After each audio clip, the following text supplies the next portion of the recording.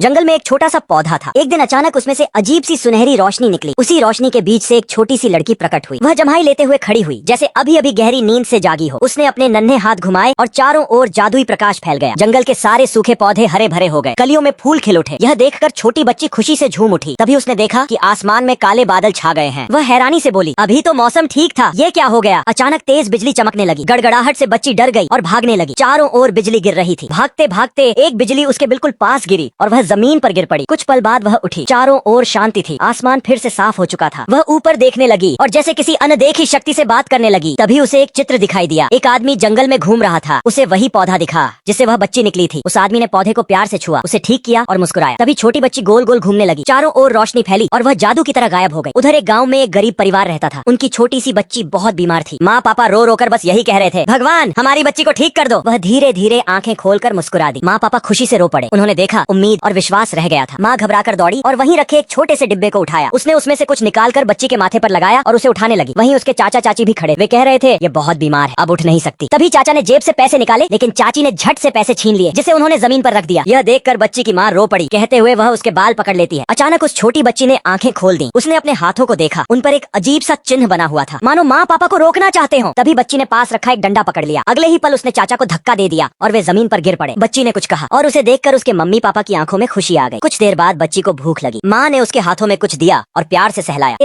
पापा उसके लिए खाना देखने गए, लेकिन जब उन्होंने बर्तन उठाया तो उसमें कुछ भी नहीं था। माँ ने जमीन पर पड़ा हुआ नोट उठाया और पापा को देने लगी, लेकिन चाची ने फिर पैसे छीन लिए और बोली, ये मेरे पैसे हैं। बच्ची यह सब छिपकर सुन रही थी। वह बाहर गई, एक सूखे पौधे के सामने खड़ी हुई और अपने हाथों से उसकी ओर इशारा किया, जैसे कह रही हो, इसे ठीक कर दो। और सचमुच पौधे की पत्तियों में हल्की हरियाली लौटने लगी।